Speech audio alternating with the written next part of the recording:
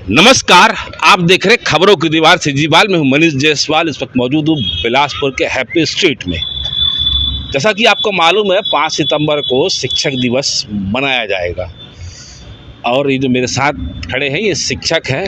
लगभग 15-16 सालों से शिक्षक दिवस मना रहे हैं और शिक्षक दिवस के दिन इनके सम्मान में शासन प्रशासन की ओर से कसीदे कढ़े जाते रहे हैं। इनके सम्मान में बातें बोली जाती रहती हैं, लेकिन इनकी जो समस्या है उसकी ओर किसी का ध्यान शिक्षक दिवस के दिन नहीं जाता। शिक्षक दिवस आते जाते रहेगा, लेकिन शिक्षक दिवस के दिन शिक्षक के विकास की जो बातें हैं वो कहीं नहीं कही जाती। पिछले 7-8 सालों से मैं भी इस एजुकेशन बीट को देखते आ रहा हूँ। अच्छे अधिकारियों ने शिक्षकों के बारे में बहुत कुछ कहा है, समस्याएं बताई है, लेकिन समाधान की ओर रास्ता नहीं दिखाया है। इस बार शिक्षक दिवस पर सिजीवाल की टीम जो जनगणना कर्मचारी हैं इनको लेकर एक रिपोर्ट तैयार कर रही है और इस रिपोर्ट में हम इनसे चर्चा करते हैं कि इनकी भी एक समस्या थी जिनका निदान आज तक नहीं हो पाया है। सर, आप सभी का सिजीवाल में स्वागत है। सर, मैं बात करना चाहता हूं जनगणना कर्मचारियों की। ये जनगणना कर्मचारी शिक्षक कैसे बने, इस जनगणना कर्मचारियों के बीच विभाजन कैसे हो गया, आप लोग कैसे अनियमित रह गए, आपके आदेशाती नियमित कैसे हो गए? देखो, आपका जो सवाल है बहुत बुनियादी स्तर पर वाजिब है और इनसे हम बहुत ज़्यादा प्रभावित भी हैं। हमारे बहुत साथी इससे प्रभावित हो चुके हैं जी। ये समय समय पर जब 5 सितंबर आता है शिक्षक दिवस, उस मौके पे तो शासन प्रशासन खोज के शिक्षकों का सम्मान करती है, लेकिन उसके नेपथ्य में जाएंगे शिक्षकों के दुख दर्द को समझने के लिए उनके जीवन के किताबों को यदि हम पढ़ें, गौर से करें, तो पता चलता है कि उन्होंने कितने संघर्ष से जूझ रहे हैं वर्तमान में और उनकी बहुत सी तमाम उनकी समस्याएं यथावत बनी हुई आज भी है। और हम समय समय पर शासन प्रशासन को इस बात से आगाह करते हैं, अनुनय विनय करके हम अपनी बातों को रखते हैं, तो बस हमको कोरा आश्वासन ही दिया जाता है कि हम देख रहे हैं, आप लोग चिंता मत कीजिए, आप लोग बच्चे को भाई सुधारिए, हम आपके बारे में सोच रहे हैं। ऐसा करके टाल मटोल की नीति बन जाती है, फिर हमारी स्थिति वहीं को वहीं हो जाती है। क्योंकि हम लोग जनगणना से आए हुए हैं और भारत में हर 10 साल में जनगणना करने का रिवाज था। अभी 2011 में जो होना था वो टल गया कोरोना के चलते, लेकिन इसके पहले 71 में जो ये केंद्रीय सरकार का ये महत्वपूर्ण बहुत बड़ा कार्यक्रम होता है, जो 10 साल का जो लेखा जोखा होता है, जिसको हम सामाजिक सर्वे बोल सकते हैं, आर्थिक सर्वेक्षण बोल सकते हैं, जिससे हमारा पंचवर्षीय योजनाओं इस पर आधारित होती है, इसको देख के ही बनाया जाता है। इससे जाति धर्म, लोगों के रोजगार, आर्थिक स्थिति के बारे में स्पष्ट कालम बिंदु रहते हैं। उससे पता चलता है देश की आर्थिक स्थिति और वहाँ के रहने वालों की जीवन स्तर क्या होगा।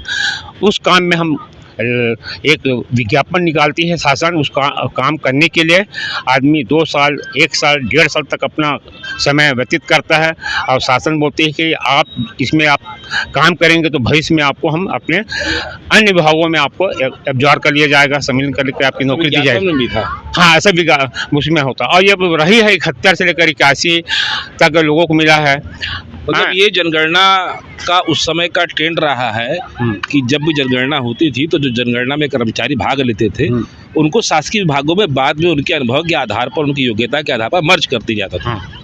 हाँ, ये हम देखते हैं हमारे जितने भी सीनियर जो है, हमारे चाचा या पिताजी, रिलेटिव या यार दोस्तों में जो उनके रिश्तेदार हैं, उन्होंने बखूबी इस बात का जिक्र भी किया है। हमारे चीज परिचित लोगों ने बताया कि हमने 71 में काम किया था जनगणना का। शासन 6 महीने बैठाती है, 6 महीने के बाद हमको स्टेट गवर्नमेंट के इसमें राज्य शासन के में सेवा में ले ली जाती है। ऐसे बहुत सुधार हैं। 71 में हुआ, 81 में भी सब ये लोगों को मिला के बाद नहीं हुआ। हाँ, हमारा साथ ये हुआ 91-92 में हमारे पूरे एमपी प्रदेश था, उस टाइम 3 जोन था, जबलपुर जोन, ग्वालियर जोन और बिलासपुर जोन। तो बिलासपुर जोन में यहाँ के लोग ने अपनी ये जो भर्ती हुई थी रोज़गार पंजीयन के थ्रू और रोजगार कार्यालय के थ्रू नाम मंगाए थे, उस बेस पे हमको नौकरी दी मतलब गई आप थी। लोग को जो मिला था रोजगार कार्यालय के आधार जी पर हाँ, मिला था। रोजगार कार्यालय के थ्रू हमारा नाम भेजा गया और हमारे पास डाक पत्र से नियुक्ति आदेश आया गया। हम जाके इंटरव्यू भी दिए, हमसे पूछा भी, ऐसा करके फिर हमने इसको ज्वाइन किया और लगातार हमारे साथी 2 साल तक काम करते रहे। और जो फील्ड में जो काम होता था उसको हम लोगों ने रात दिन करके 3 पाली में, मॉर्निंग में जो लगती थी 8 से 2, 2 से फिर 10 और रात में, तो ऐसे बैठ के टेबल का वर्क को हमने बड़ा मास्टर रोल बना के। तो उस समय कंप्यूटर हाँ, नहीं था। कंप्यूटर नहीं था और मानवीय शक्ति के रूप में, मानवीय संसाधन के रूप में जनगणना की भक्कम भर्ती होती थी उस टाइम। उसमें जितने भी थे एजुकेशन के हिसाब से उसमें कैडेट रखा जाता था। जो मैट्रिकुलेट पास होते थे उनको कंपाइलर और उससे बड़े को सुपरवाइजर, ग्रेजुएशन वाले को, और ऐसे कई पद थे, क्लास 4 के भी पद थे। और इनको बराबर काम मिलने के बाद एक सर्टिफिकेट जारी किया जाता था सेवा मुक्त होने के बाद, और उसमें आश्वासन लिखा रहता था कि भविष्य में आपको जब भी भर्ती होगी शासन की किसी भी डिपार्टमेंट में, आपको प्राथमिकता दिया जाएगा। प्राथमिकता देते हुए आप लोग को सर्विस, नियमित सर्विस दी जाएगी। इस बात का जिक्र था।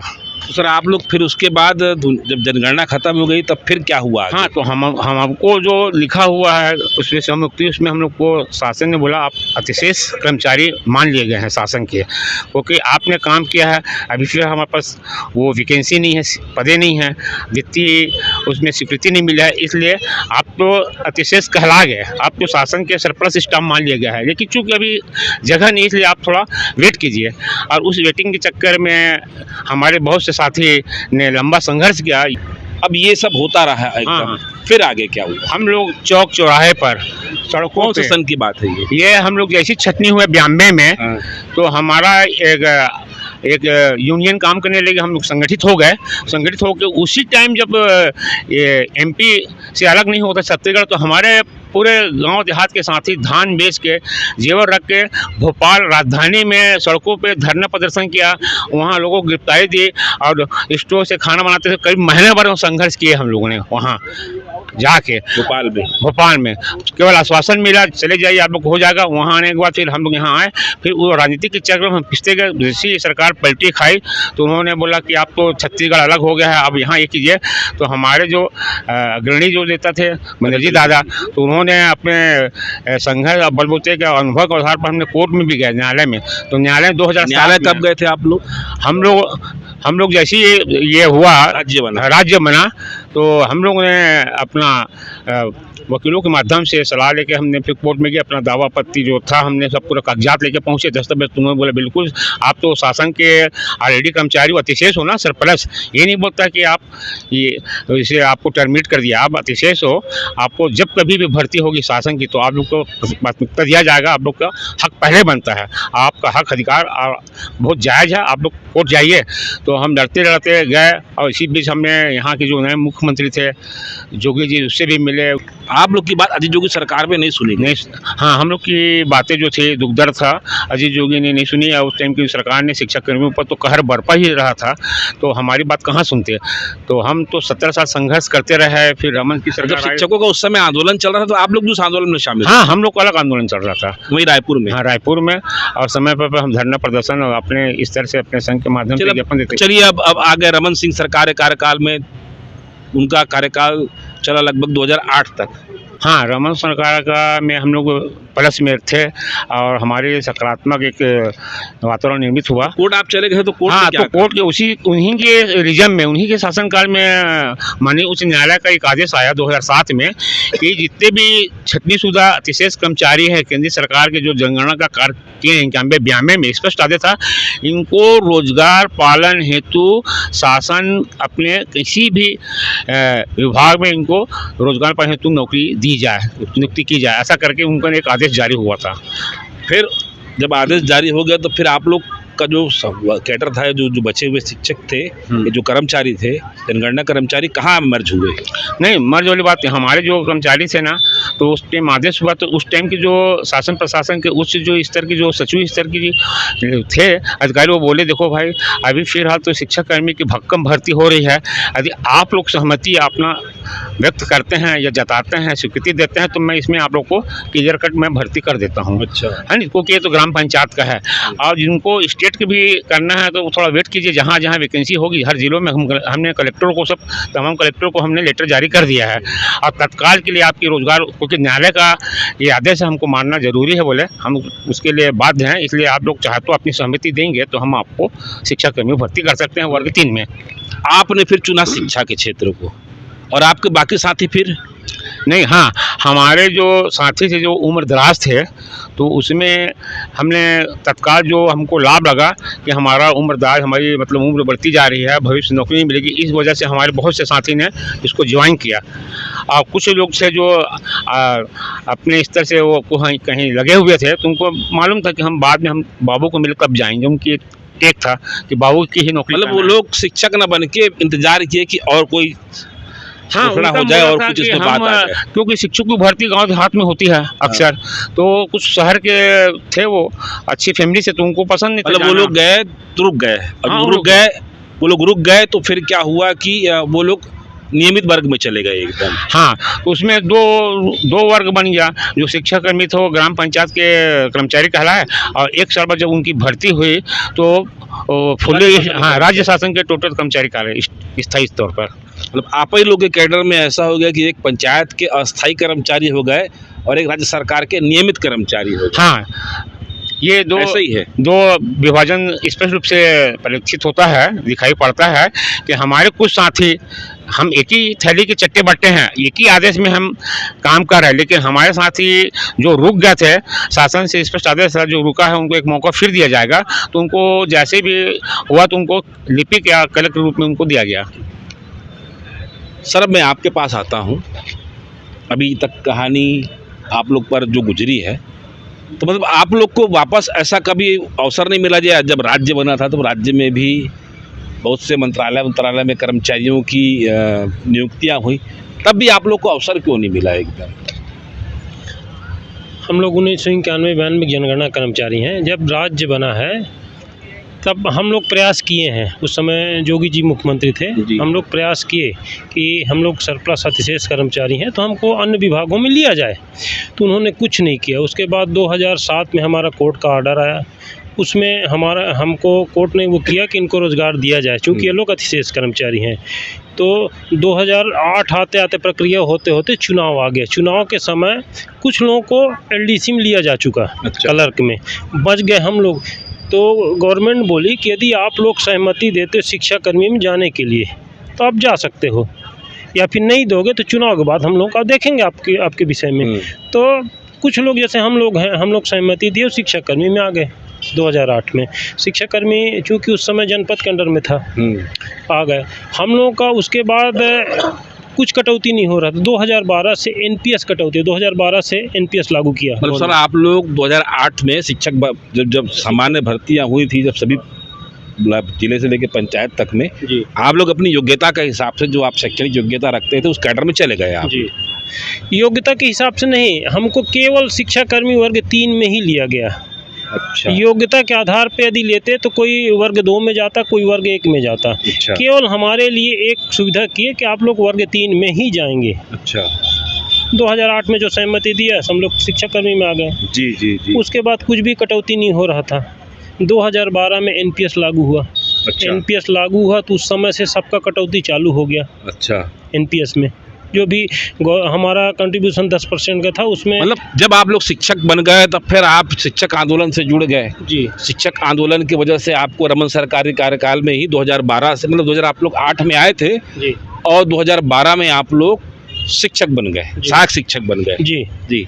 उसके बाद फिर 2008 में आप लोग सहायक शिक्षक बन गए, फिर 2012 से आंदोलन की बात क्या हुआ कि आप लोग का एनपीएस कटना शुरू हो गया। सर आप लोग जब इस विभाग में आए थे, शिक्षक विभाग में आए थे, सहायक शिक्षक बने थे, तब लगभग आप लोग की उम्र क्या थी और लगभग एक एवरेज जो उम्र थी वो कितनी थी? हम लोग का एवरेज उम्र उस समय, जिस समय 2008 में कुछ लोगों का एज बार हो गया था। जो गवर्नमेंट का जो क्राइटेरिया है सर्विस के लिए, उसमें कुछ लोगों का एज बार था। तो गवर्नमेंट से फिर हम लोग निवेदन किए कि कुछ हमारे साथी जो हैं जो उम्र को पार कर गए हैं, तो गवर्नमेंट उसमें भी उसमें भी छूट दिया, उसमें 50 साल तक का रिलैक्सेशन दिया गवर्नमेंट। तो उस समय एवरेज उम्र के आसपास देखा जाए तो 40 के आसपास रहा होगा, 40 एवरेज उम्र दिया देखा जाए, हाँ 40 साल के आसपास, 40-42 साल के आसपास एवरेज उम्र रहा होगा उस समय का। मतलब अब आपका 2012 से एनपीएस कट रहा है और आपकी सेवा जो है 2018 से मानी जा रही है, और रिटायरमेंट की स्थिति क्या है आपके जो कैडर के लोग हैं इनकी? रिटायरमेंट की स्थिति लगभग सब लोग रिटायरमेंट के कगार में, बहुत सारे साथी हमारे रिटायरमेंट हो गए हैं, उनको पेंशन की पात्रता नहीं है। चूँकि 2012 से एनपीएस लागू हुआ, उस समय ओल्ड पेंशन के यहाँ कुछ भी प्रावधान नहीं था, कुछ भी, केवल प्रावधान वो था। उसके बाद 2018 में हमको विभाग में संविलियन कर दिया गया, शिक्षा विभाग में। तो गवर्नमेंट 2018 में संविलियन किया, उसके बाद 2022 में भूपेश सरकार ने ओल्ड पेंशन लागू किया। ओल्ड पेंशन का एक नियम है कि मिनिमम 10 साल की सर्विस होना चाहिए। वो 10 साल सर्विस हमारा काउंट हो रहा है 2018 से। चूँकि हमारा मांग ये है कि हम लोग 1991-92 के जनगणना कर्मचारी हैं, जबकि नियम ये कहता है और इसके पूर्व में हुआ है कि जो भी जनगणना में कार्य करता है उसको गवर्नमेंट, उस राज्य सरकार अपने अंडर में लेकर उनको अतिशेष घोषित करती है। अतिशेष घोषित करने के बाद अन्य विभागों में उसको मर्ज करती है। पर चूंकि 91-92 में ऐसा हुआ नहीं, इसलिए हम लोग 15-16 साल घर में बैठे रहे। तो चूंकि हम 2008 से नियुक्ति हुए हैं पंचायत में रहा है। अब क्या सलाह, क्या सुझाव और क्या मांग आप लोग की है कि ये बातें अगर आप लोग के कैडर पर लागू हो जाए तो आप लोग का कम से कम बुढ़ापा सुनिश्चित हो जाए? हमारा मांग यही है गवर्नमेंट से, क्योंकि देखो हम लोगों को नियुक्ति 2008 में हुई है जी, और एनपीएस कटा है 2012 से जी, और सिविलियन हुआ है 2018 में। 2018 के पूर्व की सेवा की गणना हमारा शून्य मान रही है गवर्नमेंट जी। जो भी सुविधा है ओपीएस के लिए 18 से मान रही है। हमारे अधिकतर साथी रिटायर के कगार में कुछ हो गए हैं, उनका जो 10 साल का क्राइटेरिया 10 साल पूरा नहीं हो रहा है। इस बीच अभी हम लोग मुख्यमंत्री से मिले थे अभी 1 महीना पहले। क्या कहा था मुख्यमंत्री जी ने? मुख्यमंत्री जी से हम लोग विस्तृत चर्चा किए, हम लोग पूरा डिटेल बताए उनको कि हमारी संख्या भी ज़्यादा नहीं है, 150-200 के आसपास है संख्या। हमको नहीं तो 2008 से आप नहीं दे सकते, जब से एनपीएस कटा है, राशि कटी है, तब से हमको ओल्ड पेंशन दे दिया जाए, ताकि हमारे बुढ़ापे का सहारा बन जाए, अच्छे से गुजर जाए बुढ़ापा। तो मुख्यमंत्री जी ने आश्वासन दिया था कि ठीक है मैं इसको दिखवाता हूँ करके। मुख्य बात कि हमारा जो उद्धार किया है बीजेपी गवर्नमेंट ही नहीं है। 2008 में जब लिया हमको नौकरी में, सर्विस में लिया, भले शिक्षाकर्मी, बीजेपी गवर्नमेंट थी। 12 में जब एनपीएस लागू हुआ, जबकि पंचायत में ये सब चीज़ का प्रावधान नहीं था। अच्छा, उसमें पंचायत को भी इंक्लूड किए एनपीएस में बीजेपी गवर्नमेंट की। 18 में सिविलियन बीजेपी ही किए हैं। तो हम अपने आपके माध्यम से हम बीजेपी काटी, एनपीएस भी बीजेपी, तो हम आपके माध्यम से शासन से निवेदन करना चाहते हैं कि हमारा जो उद्धार हुआ है केवल बीजेपी में। तो एक निवेदन है कि हमारा एक आखिरी और निवेदन है कि हमको ओपीएस के क्राइटेरिया में लाया जाए, जो 10 साल का मिनिमम क्राइटेरिया है, 12 से लागू कर दें तो हमारे सारे कर्मचारी क्राइटेरिया में आ जाएंगे। विरोध नहीं करेंगे बाकी शिक्षक संगठन? नहीं, हमारे लिए विरोध नहीं होगा, चूँकि हम लोगों की संख्या कम है, उम्र दराज हैं सब लोग, और बाकी संगठन वाले को पता है कि इन लोग पुराने कर्मचारी हैं। चूँकि इनको 2008 में लिए हैं, तो हम लोगों के प्रति उन लोगों का, बाकी संगठनों को सहानुभूति है, विरोध बिल्कुल नहीं होगा उसके लिए। मतलब आपने कहीं ना कहीं एक फार्मूला दे दिया है कि भाई 2012 से हमारा एनपीएस कट रहा है, तो यहीं से आप हमारी सेवा काउंट कर लीजिए और हमको पेंशन के दायरे में ले आइए, तो कम से कम 15-16 साल की जो हमारी सेवा हो रही है वो काम आ जाएगी एकदम। क्योंकि आपके साथ भी कहीं ना कहीं दोहरा वो हुआ है, आपका एक वर्ग जो है नियमित कर्मचारी बन गया और आप लोग संविदा कर्मचारी के रूप में रह गए, 2018 तक संघर्ष करते रहे। जी। तो हमारा निवेदन यही है शासन से कि हमारा एनपीएस जिस तिथि से कटना शुरू हुआ है, उसी दिन से ओल्ड पेंशन स्कीम हमारा लागू किया जाए और सारे कर्मचारियों को ओल्ड पेंशन के दायरे में लाया जाए। हमारा केवल एक निवेदन है। मेरे साथ एक जनगणना शिक्षक भी है। सर, आप रिटायर कब हुए? मार्च 2024 में। कितनी तनख्वाह थी रिटायरमेंट के पहले आपकी? 40-42। हाथ में कितना पैसा आया रिटायरमेंट के समय? अभी जो मिला है एनपीएस का वही करीब 3 लाख मिला है। बस 3 लाख मिला है अभी। कितने साल की सेवा में? 15-16 साल की सेवा में। 16 साल। और पेंशन वगैरह क्या आ रही है आपको? पेंशन का भी तो जो चल रहा है ना, सब मांग कर रहे हैं पेंशन के बारे में। वो अभी आपके हाथ में कितना अभी नहीं पैसा मिला, है? पेंशन नहीं अभी नहीं मिला है सर इनको तो ये तो एनपीएस का कुछ लाभ वाभ मिला है इनको कुछ? नहीं, अभी वो बता रहे हैं, हमारे जैसे बहुत से साथी हैं जिससे हमने चर्चा किया, समय पर हम चर्चा करते हैं, तो क्या है जो एमपीएस की जो राशि है 40% उसको दिया जाता है और नकदीकरण मिलता है छुट्टी का, अवकाश का। उसके बाद जो मंथली जो पेंशन बनना चाहिए वो अभी तक निर्धारित नहीं की गई है, तो इससे बहुत तकलीफ में है और परिवार और समाज में उनका एक असहज महसूस होता है। मतलब सर तो आपको जो पैसा मिला है वो एनपीएस का 40% मिला है जी। 60% मिला है। हाँ। और नकदीकरण वगैरह सब मिला के कुल आपके हाथ 16 साल की सेवा में 3 लाख रुपया आया है। जी। और उसके बाद से अब आपका पास पैसा नहीं आ रहा है। अभी वो कागज वो सब जमा किए हैं, वो बोले 4-5 तारीख तक ना आपको सब भेजेंगे। कौन से स्कूल में पढ़ाए, कहाँ पढ़ाए हो आप? हम लोग गांव में पढ़ा, सासी प्राथमिक शाला डिबरा पर 35 किलोमीटर। 35 किलोमीटर यहाँ से अप डाउन करते थे जी। साइकिल में भी गए हो आप? हाँ, साइकिल में भी गए। पहले साइकिल में जाते होंगे। जी हाँ। सर आपका तो अब जो कमाई आ रही थी अब वो चले गई, जो पेंशन, जो बुढ़ापे की लाठी, बुढ़ापे के जो बेटा बोलते हैं, अब नहीं रह गया।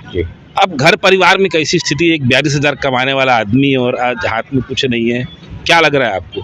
अब वही छोटा मोटा काम कर रहा हूँ ना मैं भी। क्या काम कर रहे हो अभी? गैस एजेंसी के, वही गैस से चूल्हा बनाने का। चूल्हा बना रहे हो? जी हाँ। उसमें मिल जाता है। मतलब आप 16 साल पढ़ाए हो और आज स्थिति चूल्हा बना रहे जी। ठीक है, रोजगार है ये। हाँ, कुछ खाली से तो अच्छा है। घर बैठे हाँ, पैर हाथ चल रहे। मतलब शरीर जब तक है तब तक आप करोगे। शिक्षक दिवस आएगा चला जाएगा और ये जो जनगणना कर्मचारी हैं, आज इन्होंने कहीं न कहीं एक फार्मूला निकाल दिया है कि 2012 से हमारा एनपीएस कट रहा है। आप हमारी सेवा उस दिन से मान लीजिए हमारे बहुत से साथी पेंशन के दायरे में आ जाएंगे और कम से कम उनका जो बुढ़ापे का सहारा है, बुढ़ापे की लाठी है, जिसको बुढ़ापे का बेटा पेंशन को कहा जाता है, ओल्ड पेंशन को कहा जाता है, वो मिल जाएगी। भूपेश बघेल सरकार ने एक बड़ा महत्वपूर्ण निर्णय लिया था और प्रदेश में अब ओल्ड पेंशन लागू है। बीजेपी की सरकार के कार्यकाल में इनको बहुत लाभ मिला, तो भूपेश बघेल की सरकार के कार्यकाल में इनको ओल्ड पेंशन मिली है। सरकारें आती जाती हैं, नीतियाँ बना देती हैं, इन नीतियों का क्रियान्वयन कितना बेहतर से बेहतर करना है, ये वर्तमान की सरकारों को तय करना पड़ता है। शिक्षक है, शिक्षक दिवस आ रहा है, 16 साल इनका बड़ा मान सम्मान रहा। आज ये शिक्षक गैस का चूल्हा बनाने का काम कर रहे हैं। चौक और ब्लैक बोर्ड्स पर पढ़ाने वाला शिक्षक आज गैस चूल्हा बनाने का काम कर रहा है, क्योंकि बुढ़ापे की इनके पास लाठी, बुढ़ापे का बेटा, ओल्ड पेंशन नहीं है। शिक्षक नेताओं ने आज, जनगणना कर्मचारी हैं, जूनियर लीडर है, बड़ा संघर्ष किए हैं। मध्य प्रदेश के दौर से संघर्ष करते आ रहे हैं और इनका संघर्ष आज इनको यहाँ तक लेकर आया है। साइकिल से ये लोग सफ़र शुरू किए थे, मोटरसाइकिल पर आए, आज किसी के पास कार भी है, लेकिन वो कार इनके रिटायरमेंट के बाद बेकार हो जाएगी, क्योंकि उसको पेट्रोल डालने के लिए शायद इनके पास उस समय उतना पैसा न हो। फिलहाल आज बस इतना ही। इनकी बातें, इनकी विचार, इनकी स्थिति बहुत मार्मिक है। सरकारों को इस पर ध्यान देना चाहिए। मुख्यमंत्री से मिल के भी आए हैं, प्रदेश के मुख्यमंत्री बड़े संवेदनशील बता रहे हैं। अब देखते हैं इनकी संवेदना और इनकी संवेदनशीलता पर सरकार और प्रशासन क्या निर्णय लेती है। फिलहाल आज बस इतना ही। अगर आपको हमारी खबर अच्छी लगे तो लाइक, सब्सक्राइब, शेयर जरूर करें। सीजीवाल से मनोज जायसवाल की रिपोर्ट। धन्यवाद।